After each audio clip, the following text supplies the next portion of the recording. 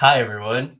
Hi. Oh, that happened quick. Sorry, I wasn't ready. Yeah, you never know. You never know what the in delay is outer between the countdown space. and when it goes live. But hello, welcome. Got to say your thing, man. Oh It's tradition. gosh, happy Thursday. Happy Thursday. I'm wearing my Webb Memorial shirt today. This is really, I know we were doing stuff for like 6 or 7 years before it, but the Webb was where we really kind of stepped forward and really learned the art of being Absolutely. paranormal investigators. As we've mentioned many times to you all, um, we had a lot of sensitives and talented psychic mediums join us. We are joined tonight by one of the most talented and a super nice guy. You're really going to enjoy his company. We got news. We're going to talk about it a little tonight, but we don't want to dwell too much on the negative. But the Webb Library is closing down as a library. That building, open since 1936 as a library. It's closing down this December for a variety of reasons, mostly financial. Old building, very expensive. Libraries are a shifting sand of what people, who uses them, how often they use them, what they use them for.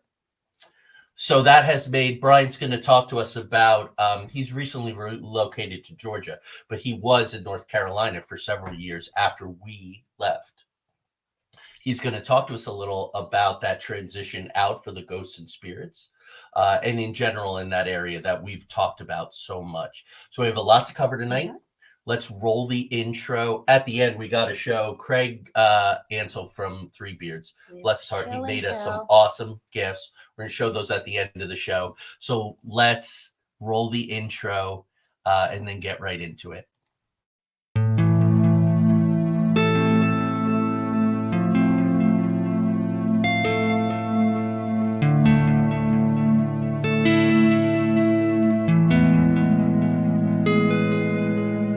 There exists a realm beyond our wildest dreams, a realm beyond reality that the gatekeepers and guardians have always told us consists of nothing but tricks of the eye, weather balloons, swamp gas, sand cranes, fairy tale myths of monsters, crackpot conspiracy theories, and desperate cries for attention. We know this realm exists, and it's just beyond the horizon. The preset path, the well-worn walkways where the cynics want us to stay. Instead, give this a listen. Put on your headphones, adjust your volume, close your eyes, and fasten your mental seatbelts, because the twilight-tinged turnoff from reality's alluring highway is looming just ahead. We're about to leave the plane of the easily explained, couldn't possibly be ease, and the no way I just saw what I saws, for the spaces and places where everything is possible, and if you stay long enough, even probable. We're about to take a journey into the outer realms.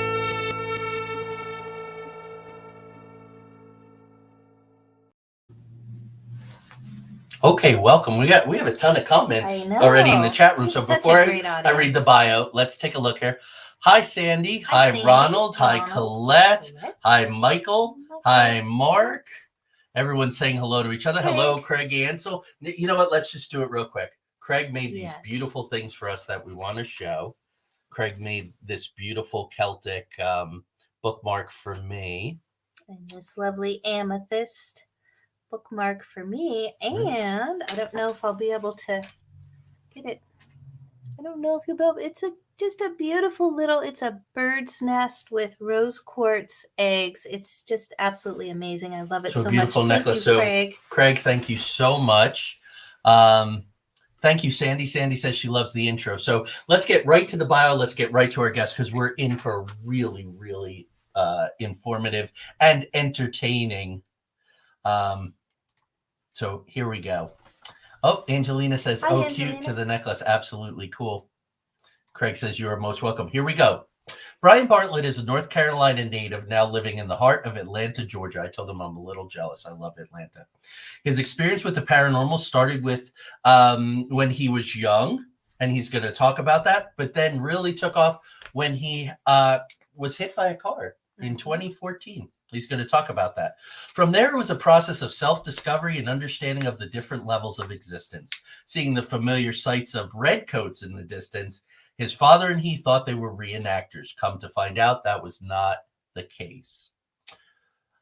Fast forward to Bryon moving into his home in North Carolina. During renovations, he and his husband found out that the ghosts and spirits who lived there had other thoughts and views. During this time, he met myself and Tanya through Port City Tour Company, and we bonded over a mutual love of donuts. I was telling him I remember that moment so clearly. We're going to talk about it. Bryan's mother always said you can always make friends over a mutual love of donuts. I love that. This stands true to this day. From there, he was introduced to Miss Tanya, and his journey of self-discovery took off again. To this day, he's fortunate enough to use the tools and skills that were taught to him by us. That's lovely, and we're always learning from him. And Sandy's from North Carolina. Sandy, let us know where. We were on the southern Crystal Coast. We were in Beaufort. Bryon was right next door in Morehead City, but let's bring him on. Everybody loves donuts. I know. Never trust someone who doesn't like donuts. Okay, Bryon's laughing. He's chomping at the bit. There he is. Welcome. Welcome. We're so excited to hang out with you tonight. Thank you, guys. Thank you. I'm honored to have to be here. I'm so excited. I'm jumping out of my skin right now because I see you guys live all the time, and you guys have done and grown so much from the time that I first met you over the donuts to where you guys are at now. And I'm really excited to see where you guys are going to be in the next 5-6 years. Who knows, Yeah, I'm just excited to be part of this. Mars baby, right? We were talking about that. So let's I need to put this here so we can share the duties. My goodness. So let's start as we always do with our first question for our guests. Yes. So we always like to get started with earliest experiences. Like, what were some of your earliest memories, some of your earliest experiences? Okay, so the earliest experience for me was more of a residual type haunting, honestly. So growing up in the household that we had, my parents were, instead of going to Disney World, we went to Williamsburg, Virginia, Jamestown, stuff like that, because they really wanted us to not only understand history, but American history. As an American, our history is so new. We're fetuses compared to the rest of the world. So we really have to understand where we come from and what has made us where we are today and how not to repeat it. So anywho, off that soapbox, I was in Gettysburg, Virginia with my dad, and my dad's doing let me show you the battlegrounds, doing the dad thing, And so I'm like, really, Dad? Oh, this is so cool. And so how old? I was about 7 years old at this time. Cool. And so I'm looking at Dad, hero worship, loving every moment of it.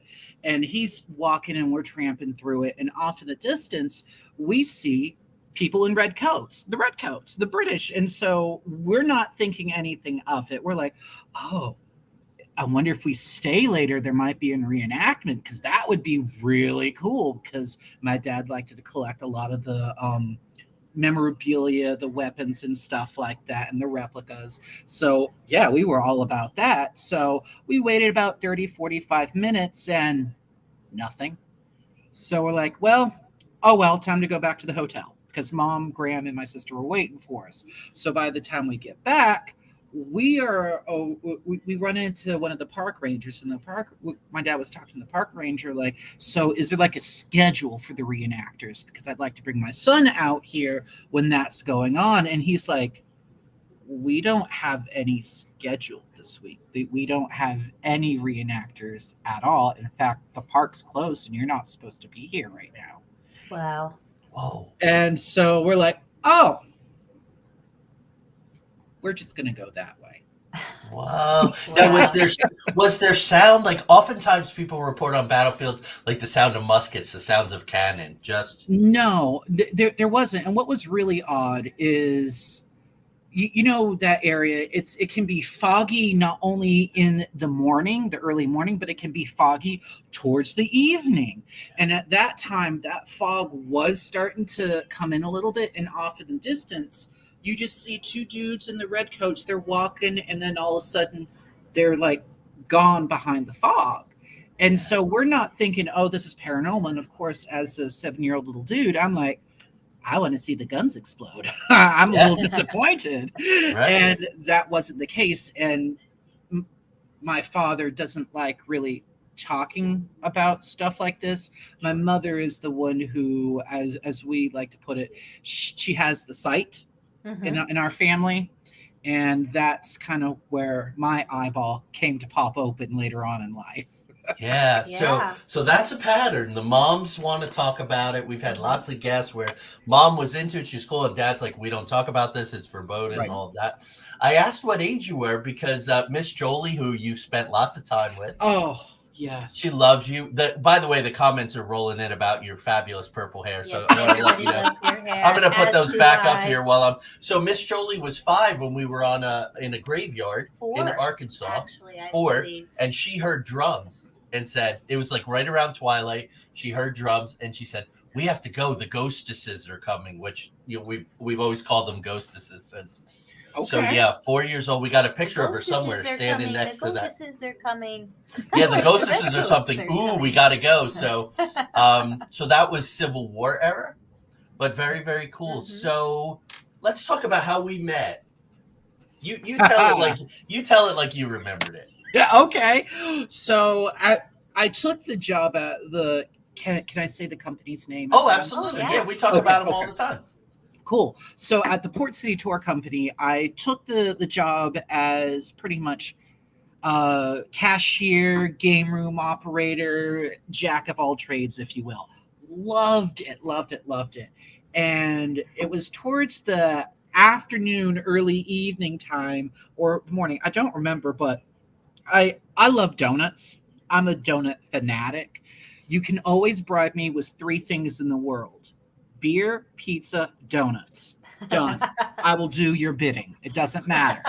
But if you have one of those 3 or all 3, I'm your guy. So being the new guy, I was like, well, let me bring some donuts. Who doesn't like donuts? And so I saw Mr. Joey all up in his awesome garb for the Angus. And he was all ready to go. He's getting pumped, warming himself up. And he's like, "Are those donuts?" "Yeah." "You want one, dude?" "Can I?" "I just said, do you want one?" Donuts! And so we just started chomping on the donuts. Now did I break my, because usually when I was in garb, right, as we call it, I would only talk like Angus. So, "Oh, is that a donut there?" Yes. Yeah, right on. Yeah, sure. You let me a donut, and from that moment, I remember I was like, "This is the energy that we need around here." Like, because for even though they were actors and tour guides and stuff, they were all little like mellow fellows. Yeah. But you brought it. You brought an energy, and I remember going home and telling Tanya, "I met this guy, Bryon. We shared a donut. Wait until you meet him. He is awesome." And little did we know. Yeah. So this is the time of the show, and we've talked about you so many times. Oh, good. And you were going to be on the show last year. It didn't work out schedule-wise. You were changing jobs or something like that. So we've built up to this through most of our 80-something episodes. Probably, I would say 1 out of 5 we've mentioned you. Probably so, if not more. And told our little 20-second version of what happened to you. So take us to that day as much and the aftermath in as much detail as you'd like. Absolutely. And if anybody's listening to this, and this goes to anybody who goes through trauma, I first want to preface this by saying trauma is so individualistic, especially with the care after trauma. No one can tell you how you need to heal emotionally from trauma. No one. If you feel like you need to seek counseling, please do so. But remember, only you know what's best for you for that process. And for me, that healing process involved Joey and Tanya. So with that little disclaimer, so back in 2014, I was living in Phoenix, Arizona. And at the time, I was taking public transportation because when you live in a metropolitan area, why waste money when you can use it on booze and the bus pass? I mean, being like 22 years old, that's where the mindset was at the time, party hardy. So I was on my way to work, and at one of the stops, I was attempting to get off the bus. Well, apparently a woman ran a stoplight, and because she was texting and driving, and instead of hitting the back of the bus, she wanted to veer onto the sidewalk. Well, she didn't see me stepping off the bus, and she ran over me on the sidewalk. And so at this point, I'm all adrenaline's pumping. I don't know what's happened. I don't know what type of damage. I stand up because obviously shock has taken place, and I'm like, what's going on? And she backs over me again. And so fast forward 3 months later, I wake up from my coma in the hospital in Scottsdale, Arizona, and I am trying to make sense of what's going on, why I have this white noise going on in my head. I'm trying to figure out, why do I have these tubes on me? First of all, my body's trying to wear off from all the drugs that obviously they needed to give me so my body could heal. And so as I'm going through that process, that's when I met my husband in Phoenix, Arizona. We ended up moving to Morehead City. And all through that time, I still have this white noise, almost like if you have a shortwave radio and you have it all the way down low, but you can still hear that white noise. And you know how sometimes when it's going real fast in between radio stations, that's what I was hearing in my head. And sometimes I would hear it, sometimes I wouldn't. Like if I was around certain people, it would get louder. Or if I was in certain areas, it would get louder. And I would just try and tune it out, self-medicate, go to the doctor, stuff like that. I thought that I was going crazy, honestly. I thought that I was about ready to have a breakdown. And then when I started at the Port City Tour Company, that's when Joey, you started mentioning about the Webb Memorial and about... Right. Let's hold on there for a second. They lost you a couple times when you were in the hospital, right? Yes. I died 3 times, technically. Oh, 3 times. Okay. I thought 2. Okay. No. Wow. Well, I died on the way there, and I passed away when I was in the ICU twice. Right. So all total 3 times. And yeah. And I have to say, can I go into...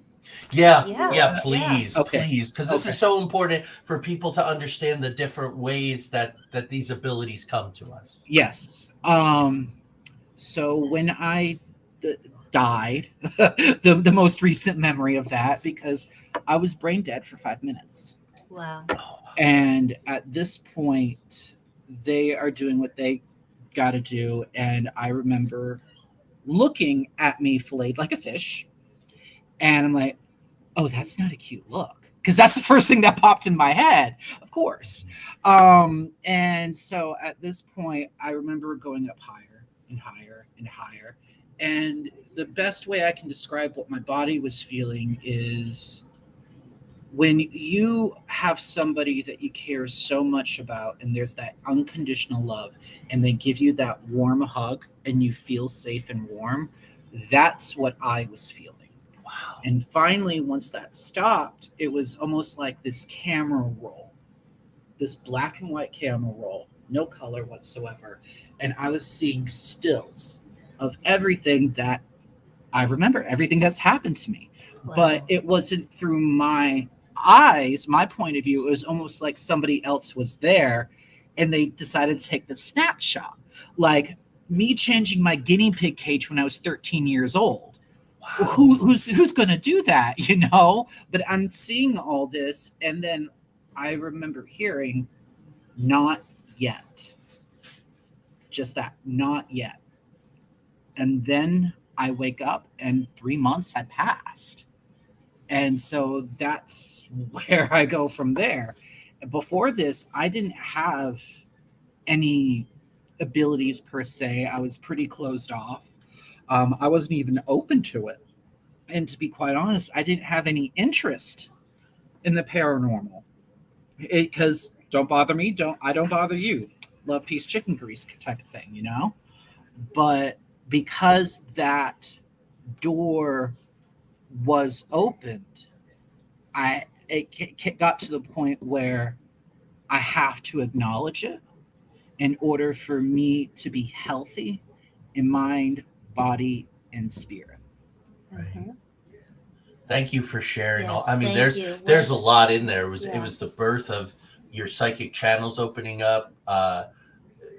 You know, there's more and more coming about the near death experience and all of that. And this is just more good data from a reliable source. So thank you. So we fast forward. You and I have shared a donut. We're running into each other several times a week because we're both working there. And that's it. Are we moving on to the web part, or? Well, yeah, like okay, yeah. Your memory it just seems better than mine. So, do you remember when, at what point in that I think broached it was you and I kept talking and bringing up paranormal because it was almost like you were excited about what you guys did, and as you should, and you were bragging about Miss Tanya, and like, this is what my wife does, I'm really proud of her, da da da da da. And oh, by the way, have you heard about the Webb Memorial? Because at this time I was still fairly new to Morehead City and to that area, growing up in Jacksonville, North Carolina. I didn't have any connection to that area at all. And so it got to the point where I remember one conversation with you, Joey. You said, you know what?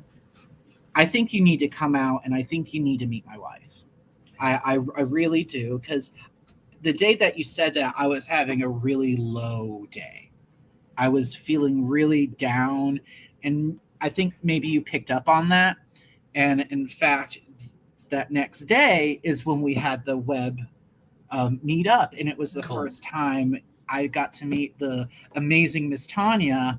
And I remember out in the garden, I cried. I cried my eyes off because finally I'm able to tell somebody what's going on with me, and they're not looking at me like I have 6 eyes in my forehead and I'm growing arms out the side of my head. It's somebody who understands, and you're like, oh, it's okay, I can help. Oh, God, do I need a prescription here? No, you don't. You did bring us Wendy's, though, I think the second night. God bless. I did. Yeah. So sometimes we'll work for food. Go ahead. I always just have this image, like that first time I met you getting out of your car, we're standing by the Webb. I definitely remember our conversation there outside in the courtyard, and just thinking, oh my gosh, I can't wait to get to know this man better because he's amazing. And and of course I was right. And so, but I just see you, like it was nighttime. I see you getting out of and you were so excited, and you had this big smile on your face, and I just loved your energy. You always have that big smile on your face. But yeah. And then can you talk a little bit about, and then Bryon, you two do this together, but you met with Bryon at his home, and it was a process of sort of like field work, and like, so can you two talk about that process a little? Well, for me, I mean, all I can say is, Bryon, you were probably the easiest person. It was like I would share something with you, and you were already there, if not a step ahead of me. When I would say, "Oh, yeah, let's talk about grounding," and you knew exactly what I was talking about. I had to do very little explaining. I mean, we did kind of walk through, but you got it. Like I just felt like you and I got each other, like. Completely. Absolutely. I think that helped out a lot because I felt like there was this connection going on, and I get what you picking up. I get what you throwing down type thing, and I think that really helped out a lot. Yeah, it did. And so, I mean, you really it was so easy for me. All I really did was share just some basic, tools. Here's, and then you just took off and got it, understood it. But I wanted to say, you mentioned that your mom has what you call the sight. It does tend to run in families, definitely. It oftentimes will run, on the mother side of the family. Not always, but that's very common. And I think that you probably, like you mentioned, already had this. You were just closed off to it. And I think that your experience on the other side, brief as it was, kind of attuned you to that frequency. And you came back with, I don't even know if you came back with, I think that you were born with this knowing, this wisdom. You brought it in, and that just kind of wakened it up or woke it up for you. What am I trying to say? But it awakened in you. And so, yeah, I mean, I was just amazed. I was like, this is the absolute easiest person I've ever worked with in terms of giving guide. Like, all I have to do is, like, you would finish my sentence. You totally knew where I was going with everything. It was a delight, and it continues to be, just to know you. I remember it was a matter of things were coming at Bryon like at light speed Yes. all the time. So you Yes. were helping him control that a little. And so Colette says, our good friend Colette from England, through our show, one of our first viewers a year and a half ago, Colette says that your energy, Bryon, is so strong, and your aura, which is very nice. So Tanya, this is interesting. I'm going to put this up here, and I know Michael means this with total love. He says, "Is Tanya ever wrong?" Yes. We don't really. This is complex what we do, So right? many You and I don't talk times. about getting it right or getting it wrong. Right? Well, I mean, I think when it comes to intuition, first of all, one thing I always say, especially with people I'm working with, when it comes to intuition, I don't even know, like, I don't think of it in terms of being right or wrong. It's your intuition. It's something you're picking up. You may be misinterpreting it. You may be projecting a little bit something else onto it. Michael says never is the answer, but oh, and Michael Giannetti comes on and says, "I've never seen Tanya be wrong." We edit that stuff out carefully. No. So I was going to say, intuitively, I don't think anybody's ever wrong, including myself, but I was just kind of joking. Like, I can be wrong about so many other things. I mean, there's only in so life. much you can We do, all can but be. Yeah. you and I are very cautious, and I don't want to make this about me at all, but it's nice that the two Michaels said that. That was so sweet. But Thank you, guys. Angelina, another very talented sensitive, says, "I believe what Tanya's saying about Bryon being born with this gift. I think the revolutionary thing was a little bit of a starter kit." I'm gonna diverge up. Michael's gonna send a bill. Okay. Thank you, Mike. Come over. We'll feed you. Yeah, We'll feed you. You're due to exactly. come back over. Yeah, we'll we were see you. just talking about that. We'll today. see you Sunday for the meeting on Zoom. Ronald says you're always right. Oh my gosh, no pressure. Aw. So, Guys are but just Bryon, too I'm gonna put sweet. you a little on the spot now. So, Sure. so it's been 7 years. Yeah. You went through something that so few people go through. Statistical wise, but enough to go, there's really something going on here with these near-death experiences and all. Our dear friend William died and saw the Rainbow Bridge and all that. It opens the channels. What is your philosophical, spiritual relationship to the accident? I'm so lucky. Oh, wow. I'm lucky I had the accident, honestly. Wow. And I'm going to preface that by saying the universe is a amazing little Rubik's Cube. And what I mean by saying it is that you may not know how you're going to turn the Rubik's Cube, but something's going to happen the way it needs to happen. And I wasn't happy with myself at that time. And so I think this accident kind of like knocked some sense into me in a way.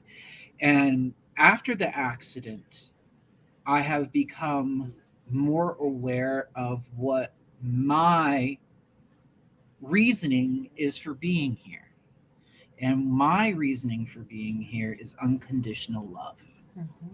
That's really what it's all about. If you can learn how to love people and individuals, things, items, I don't care what it is, unconditionally, you're at least 12 steps ahead of everybody else. That's And my that's- journey trying to get there. Mhm. My journey is trying to get It's there. hard. It's It very hard. you go on your hands and knees on a rocky, thorny road, and you just keep going with it. So Yeah. and I'm going to preface this by financial, legal, keep all of that out of it. Yeah. Was there any contact with you and the woman, and what is your relationship to that with all the personal, nuts and bolts stuff out of it? Oh, for sure. Yeah. The individual attempted to make contact, and that's when I really had to channel my Southern decorum, if you will.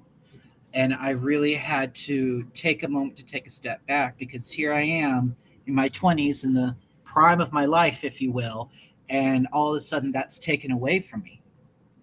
And I didn't want that to be reflected in my first encounter, and I didn't want that to override everything else that's going to happen in a conversation. So I waited until I moved back to North Carolina with my husband. And at that point, I wrote a letter. I wrote a letter saying, I'm not angry with you. And I hope you're not holding this on yourself. I wish you all the best. It is what it is, because I'm putting yourself in that individual's position. Like, golly, if I, knock on wood, if that was me, I don't know how I would get out of bed. Mhm. Talk about the guilt this individual would have gone through on a daily basis, and probably still does. God, I hope not. But it was my goal with that note to, like, set you free. Be free, little bird. It's okay. I don't have any animosity towards you whatsoever. If anything, it was a blessing in disguise for me. Well, you told her that? Yeah. Wow. I knew I Yeah. loved you. I knew I loved you. This is That's this is amazing. amazing. This is Yeah. amazing conversation. I have a relative who and it was a little different situation. He was driving to college. Extremely bright young man, in the prime of his life, girlfriend, everything, studying an advanced course, brilliant kid. He goes over a rise and in the road, and there is someone jaywalking,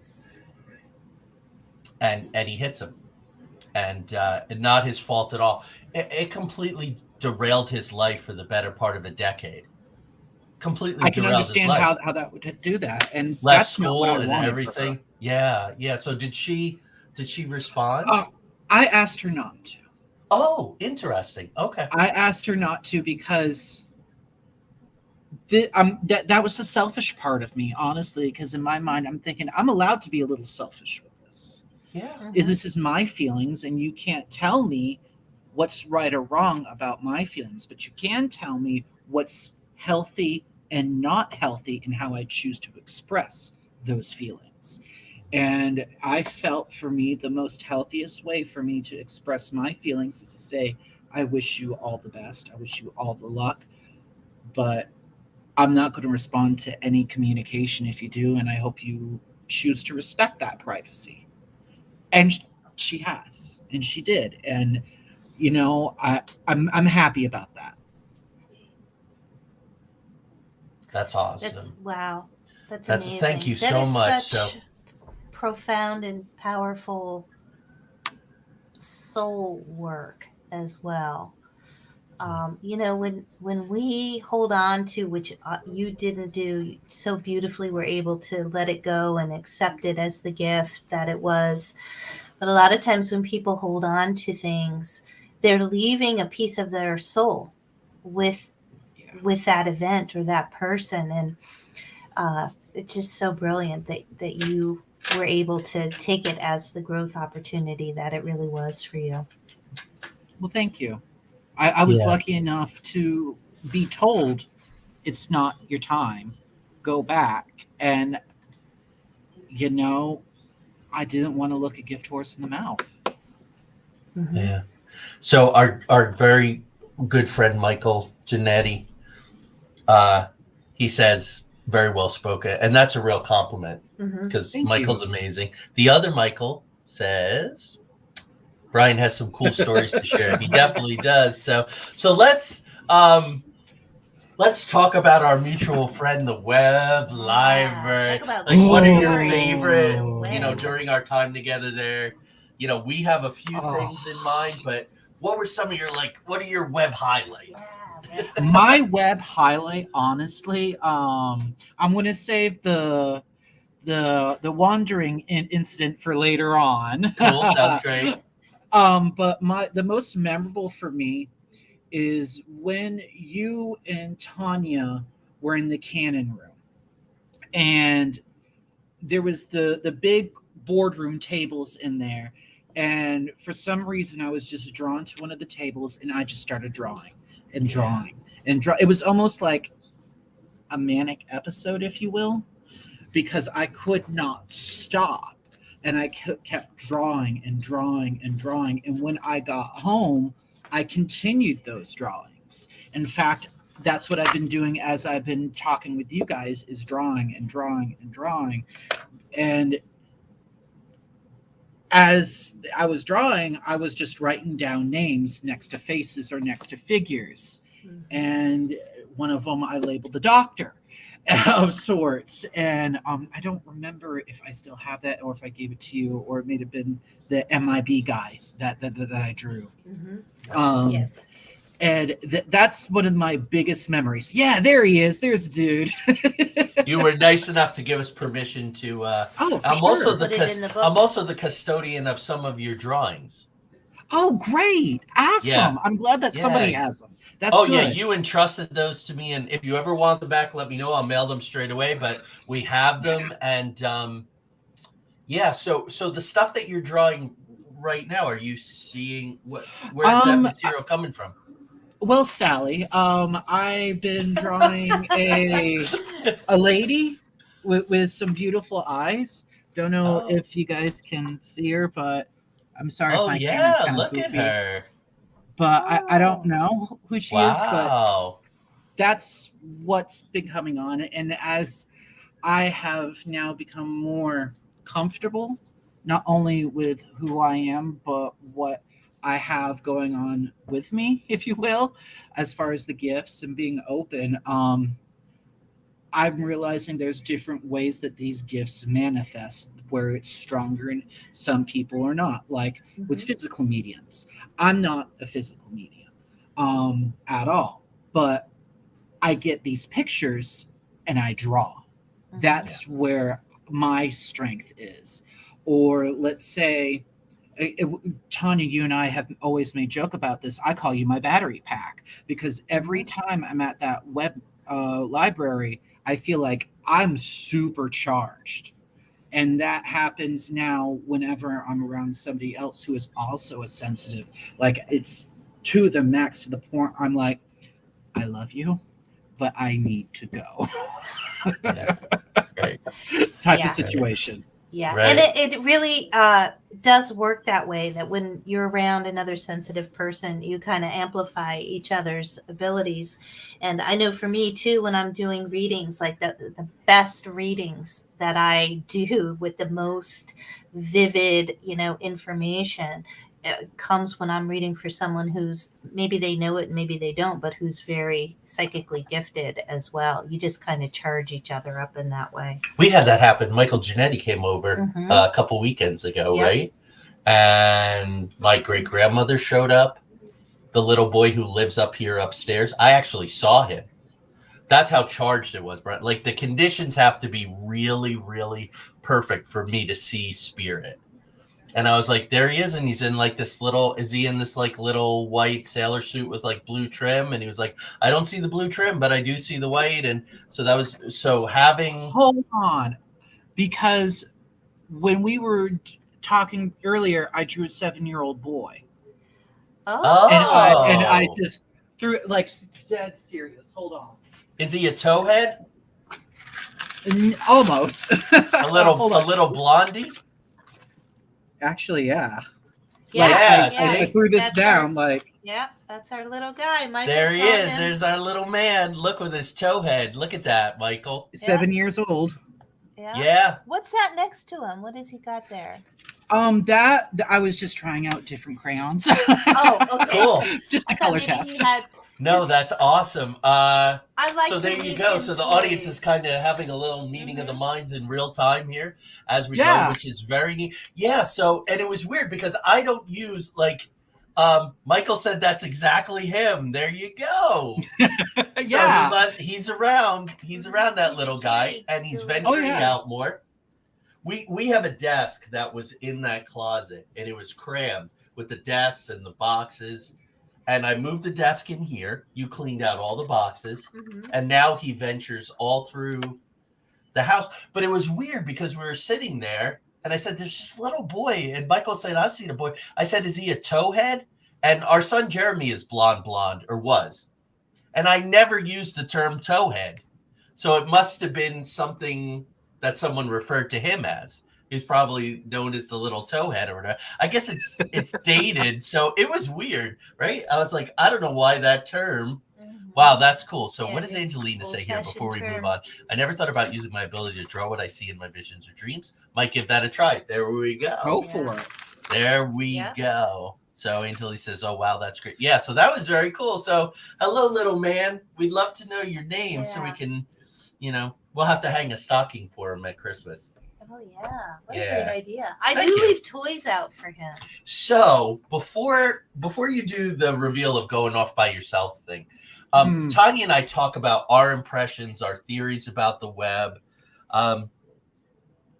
Why don't you tell the audience from your experience? It's a very special place, but according to Oh. Bryon, what's happening? What's it like there, or It's a was it mass like there? exodus. It's a Mhm. mass exodus because, Okay. as we know, there's the hotel Mhm. that was down the road for it, and previous to that, it was a hospital. Previous to that, it was the nursing home, and with it being having the 1790s, the promised land, like there's like history upon history upon history Mhm. just in that one spot. And my impression of it when it was active is that it was a way station almost. Like we're waiting for our ride at the train station to go see Nana, and we're just going to go here and chill with everybody else in the other realm. So, but then there were individuals that were there that were more of fixtures. And since you guys have left, it was a point of great sadness every time I would go there. Like, because it was such a special place for me, I'd want to go and be like, hey, y'all, just Mhm. passing through, just giving you guys the respect that you need. Because I feel like if you're choosing to, because I feel like you do have a choice. If you do want to stay or move on to whatever next part is your journey, or you have to stay to learn something. But either way, ultimately, it is your choice. And I think those who stayed, they like it when people respect them and respect their boundaries. And that's why I would bring flowers to the librarians there. And I would kind of be like, it's not really for you, but I'll let you pretend it's for you. So Nice. do what you do, girl. There was that. And then once it started to get to the point where talks and towns were talking about it closing down and stuff like that, that's when you and I started to talk about it more, and we're like, ugh, kind of worried. And that's when I said, well, if they're going to do that, obviously there's going to be some type of auction.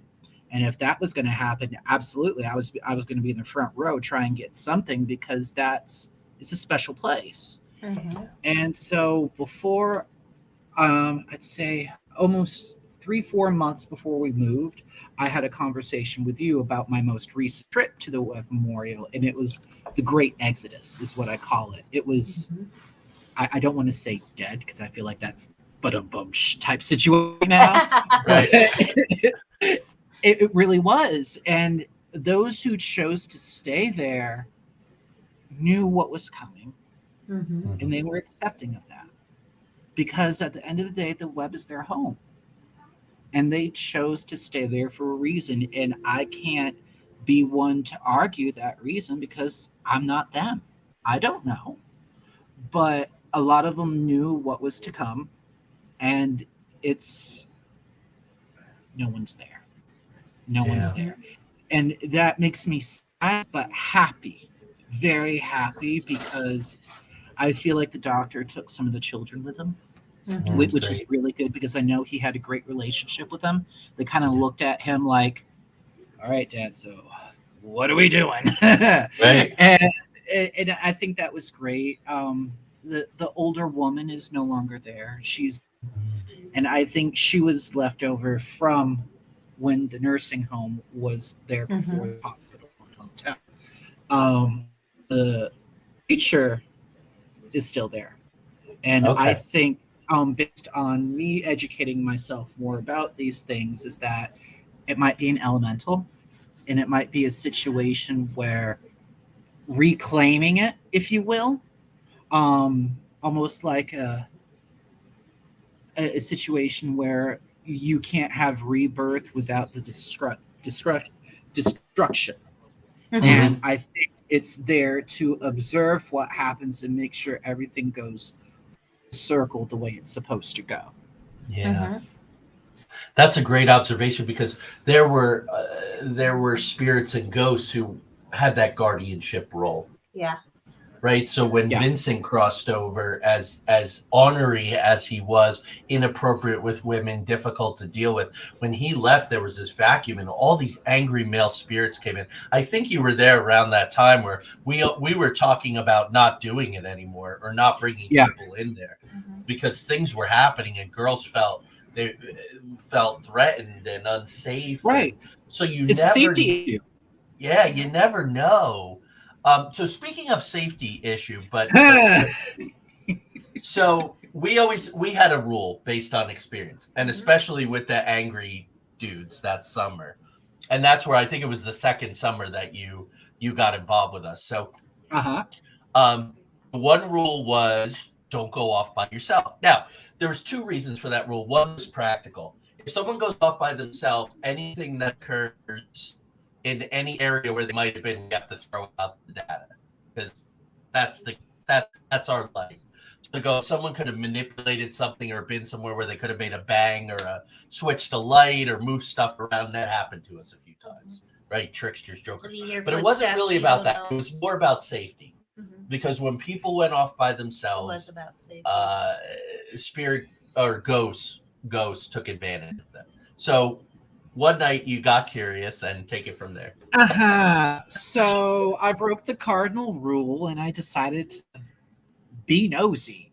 And I think this is where a lot of the respect I have now for the afterlife comes in, because I was kind of naive to the thought that this is not their house, but it is. They're choosing to be here for a reason.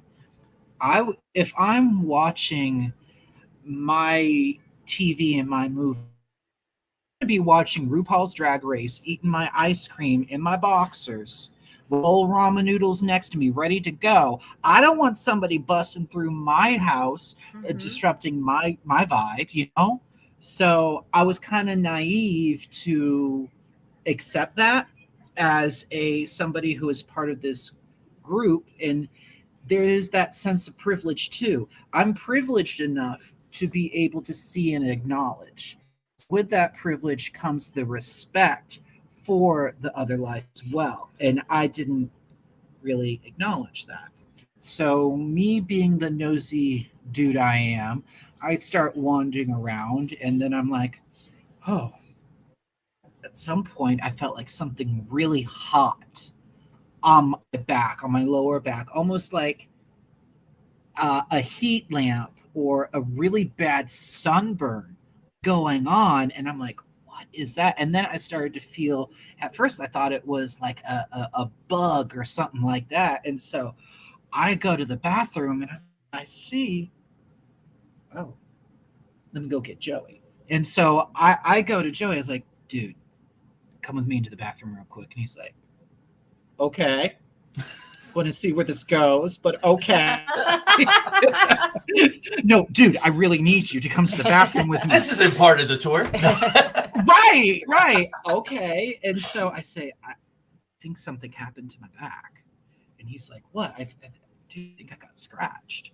And so I lift it up and he's like, oh, you really did get scratched. Yeah, And 3 3-inch lines, folks. And I remember snapping it with the phone, and we made the decision to get rid of the photo. yeah, I'm glad, because I think it wasn't anything that was malevolent.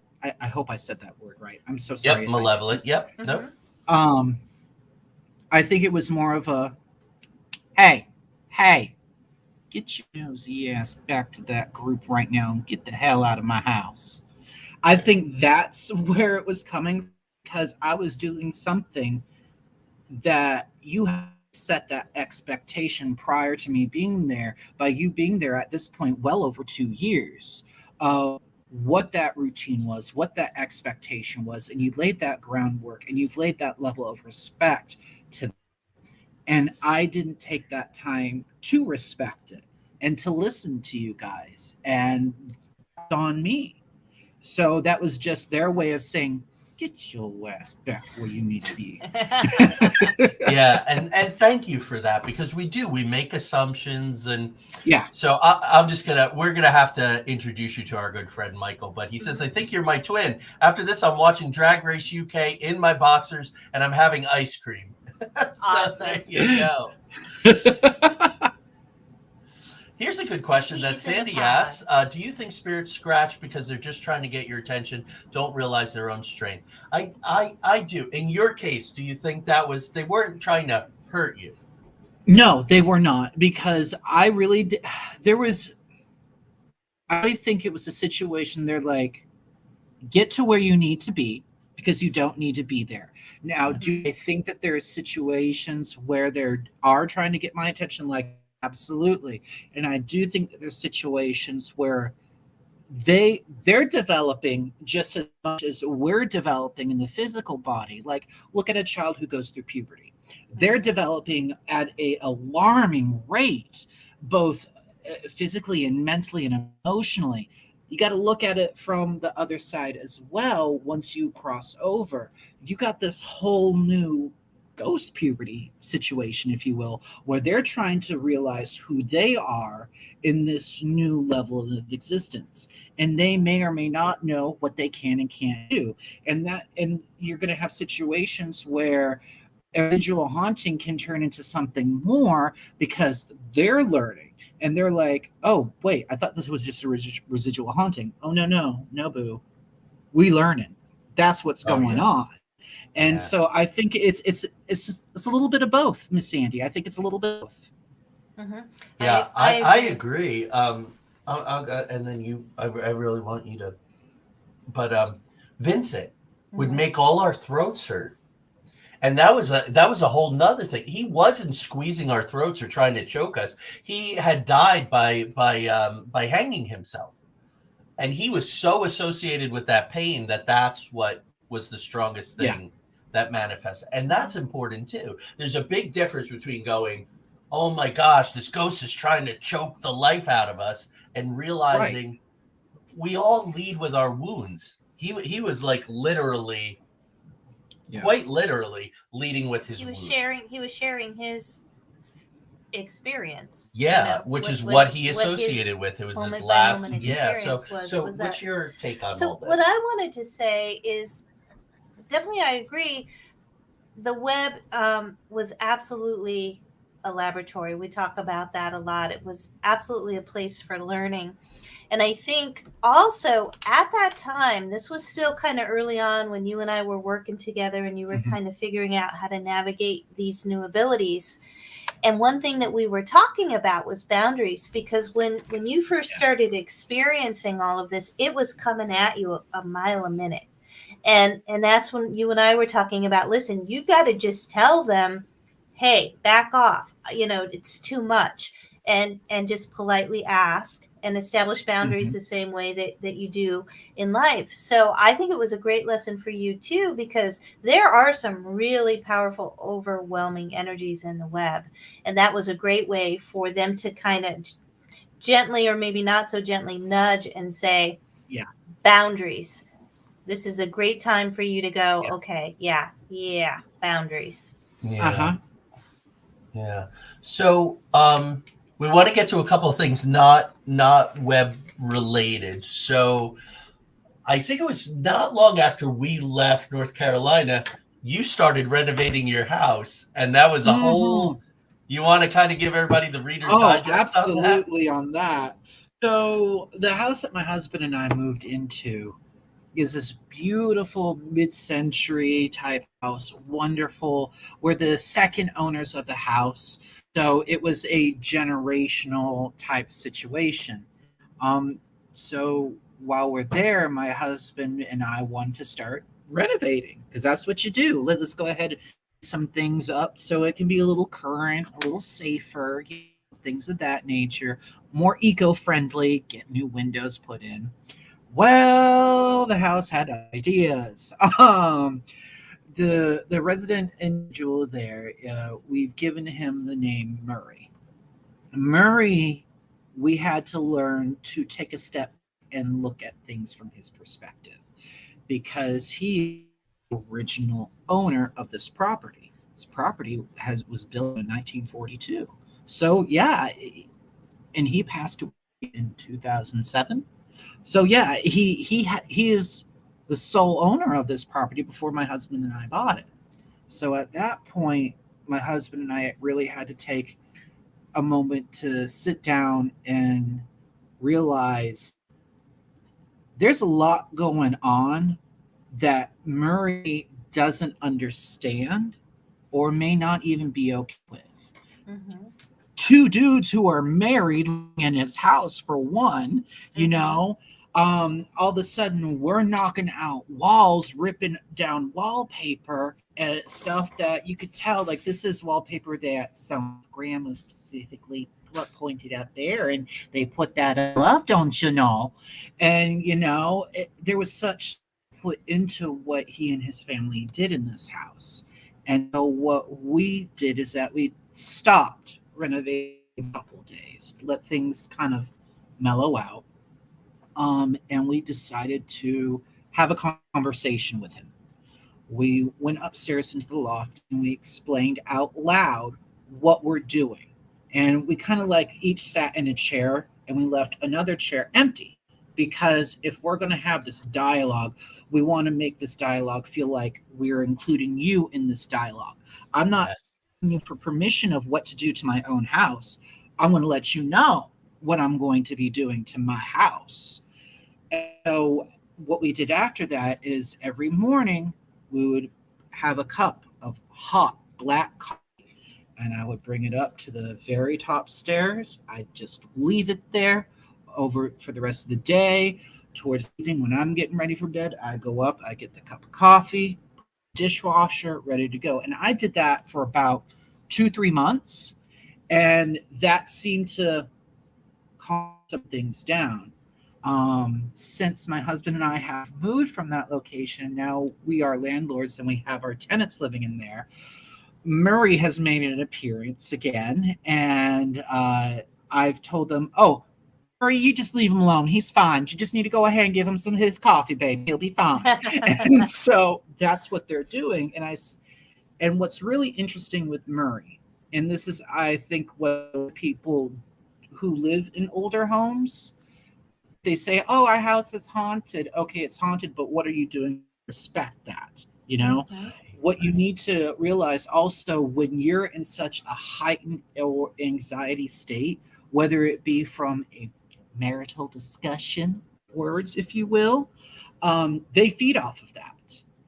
They really do. And so every time my husband and I would have marital discussion, Murray feed off of that energy. And that evening we would hear things going boom, crash, stuff like that in the kitchen, and I'm running out in my boxes. Oh, what's going on? And cabinet doors are open, my spatulas are on the ground, stuff like that. And so we're like, oh. So that kind of also helped my husband and I with our communication to work towards a healthier way of communicating instead of just having the yelling matches that happens with Right. marriage sometimes, stuff like that. So I think it was good. Yeah. Yeah. Sounds like Frank. That's like with Frank. I did the same thing. I was like, he just wants to be included. He The audience knows. Yeah. Yeah. The owner of the house, and you left I left coffee. and I think a little food on the Foods. plate. If I was making food, I would make just a little plate, Yeah. and it's about the acknowledgement and saying, hey, we're including you, just like with you guys, putting the chair, we're including you. Yeah. Absolutely. It's interesting. Go ahead. Oh, every time that whenever we would have a date night, if you will, and he would make dinner, especially during when COVID was going on, we were trying to find ways to keep ourselves in, one, without killing each other, two, so we're not dying of boredom. So we would do like really cool date night, dinner night type things. And whenever we would do that, we would have an empty at our dining room table, because one, it's just my husband and I, and it's a person dining room table. We're going to set a plate out, it's for the unseen guest, if you will. Mm-hmm. Right. So Yeah. I'm all about that. Yeah, because it's they have opinions. Like so our guy was World War II too, Army veteran, and Jolie had Japanese things on the walls in this very room. Japanese fans and all. Jolie's very much a cinephile, and he would tear them off the wall. But then she put up some pictures of her grandfathers when they were in the U.S. Army overseas. That seemed to bring things down. He did not like our technology. He didn't like all my gadgets and sculpts and things. So I'd come out, and my little cars would be turned over and my sculpts would be knocked down, my little figures, and also. So we had this whole thing with Frank, and it was that same thing of, we respect you, but this is our house. We're paying rent, and this is our home now. And of course you can stay, hang out. We didn't have a banishment ceremony. You didn't try to banish Murray into the void. No, that's so angry. I don't mean to cut you off, but that's my peeve when people are like, "Oh, I just need to say." No, you don't. You just need to have an open, honest conversation, first with yourself, then with whoever or whatever is there. That's what you need, because if you do that, that's the equivalent of the Terminator coming into my house, taking me by my throat, and ripping out my spinal cord. I'm nothing. I no longer exist. How messed up. That, to me, I'm looking at that as murder. I do not like it whatsoever. Yeah. Yeah. Yeah, and that's why that term hunting. Like, hunting is a bad intent, So when you put that in there, something's gone wrong. Something has gone wrong. Yeah. I'm not gonna look for somebody to hunt my grandmother. How disrespectful is that? No. Right. Yeah. Speaking of your grandmother. Yeah. Perfect segue. Well done, my friend. Well done. Grandmother. By the way, I saw her behind you earlier. I didn't get a chance to mention it, but she's with you. We were having a Skype dinner I believe it was during COVID. Doesn't matter. Oh, it was the height of the lockdown. Skype dinner. Yeah, so we're all trying to reach out into the void to people that to connect. Yeah. And you got a phone call, and it was a little bit mind-blowing for us. We would love for you to talk about. Right. So this rotary phone call on the rotary phone. So, my grandmother was whatever way you choose to say it. She has passed, but she's still growing and doing what she has to do. She was a very no-nonsense, practical New England woman. She was the epitome of a 1940s, 50s housewife, like to the core. I think that's where I get my love for doilies from, but that's for another day. Who doesn't love doilies? Right. Hello. I have one underneath my I mean, they're awesome. station. Absolutely. So we were having our Skype dinner, and all of a sudden, this rings through on this rotary phone that was in my Graham's bed. And you know, when you have relatives hyperfixate on something as a child, and you're Mhm. like, I want that so bad, so bad. For some reason, this yellow rotary phone was something that I always hyperfixated on. And when they're passed on, my mom was like, you know, you're getting the yellow phone. And I was like, yeah, I'm getting the yellow phone. Yay. And so it was this fixture in my office. And after my grandma passed away, every so often, the rotary phone would ring. And so at first I was like, oh, bumping it, whatever, no big deal. And it happened maybe 2-3 times after she passed away. I didn't think anything of it. And then as we're having a wonderful conversation with drinks, dinner, camaraderie, the whole spiel, it rings. It full on rings. And this phone wasn't connected by a cord, never has been connected by a cord. Right. And That's the part that blew our minds. Because I'm like, wow, you have like a rotary, like analog phone. Like, I didn't even think you could have that anymore. And you're like, stop plugging in, folks. Oh my God, it blew our minds. This ain't Mom Bell calling. Yeah, and Bell, absolutely, absolutely. And the funny thing is that it's back at the house in North Carolina with the tenants, and it's ring still every now and then for them while they're upstairs. And I said, well, do you want to bring it downstairs? They're like, no. When are you coming back to get this? And, okay, I'll be down in a bit. Yeah, I'm going to get it. But wherever I go, that rotary phone is going to be coming down here and following me, because I really do feel like, because it was something that I hyper fixated on something strong as a child, and my grandmother knew that. Mm-hmm. And it's something that I loved. Like when I was a little kid, I always wanted to play. And there were times where she would unplug it while I'm watching Sesame Street, Barn, and the Magic School Bus. I'm playing with this rotary phone. I'm having a great whole time. And I do think it's my gram just saying, thank you, baby. Yeah, and a confirmation we got from Colette, which is great. Confirmation. Funny you should say, I saw a woman behind Bryon earlier, so there you go. That's 2 people that saw. So Grandma's there, and she's probably going, yeah. Well, I had to check in and wonder why that boy doesn't answer my calls anymore. Right. My grandmother, she would call, okay, and I would pick up, and she'd go, I didn't think you would be there.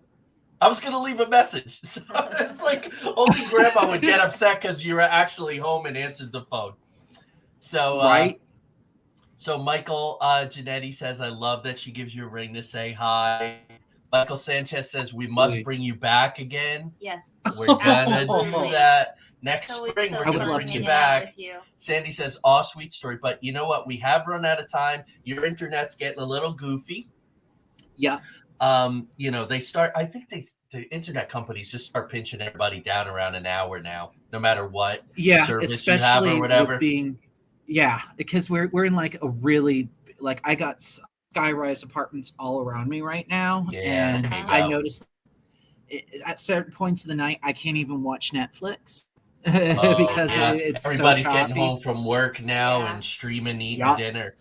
Yeah. So, I think that's everything. Yeah. Well, there's so much more that we can talk about. We will have to do that when you come back.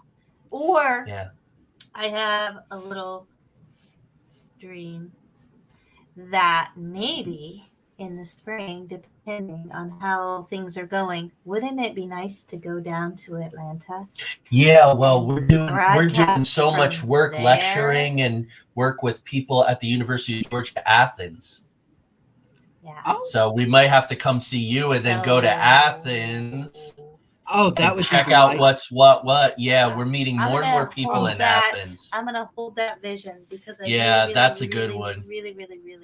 They're coming. Sandy's asking about the black and white picture behind me. I'm wondering if it's the owls are not what they seem from Twin Peaks, or the Graveyard. Oh, maybe the graveyard scene? Yeah. Yeah, so there you go. So Bryon, we're gonna drop you out and say a quick goodbye. Okay. But don't Don't leave so we can leave. say a proper goodbye to you. Yeah. But Okay. it's clear the audience has voted, they love you, and we'll bring you back. We love you. When you come Absolutely.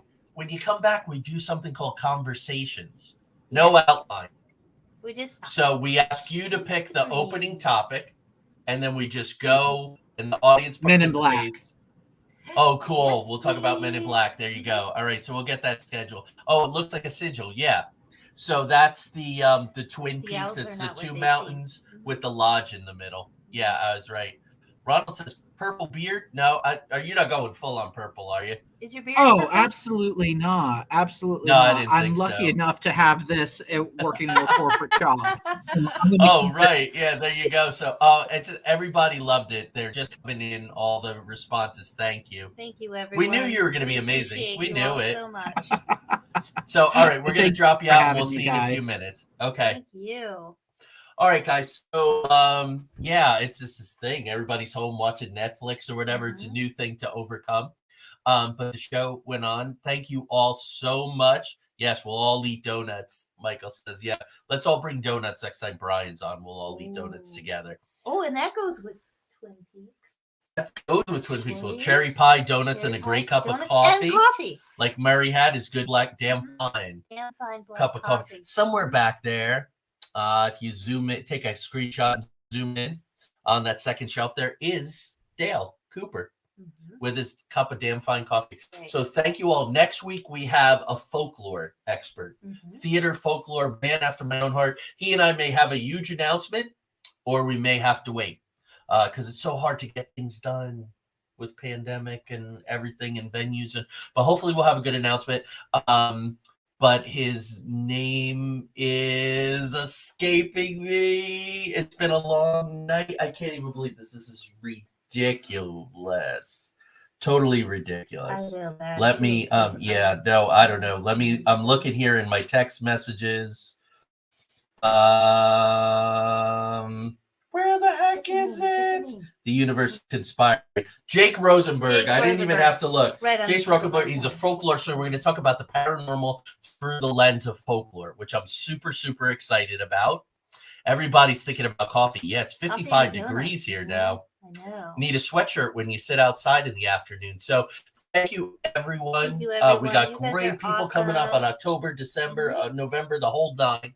Thank you all. Join us next week when we go into the outer realms. Where the paranormal and the supernatural are just the normal and the natural. Good night, everyone. Good night, Thank everyone. you so much.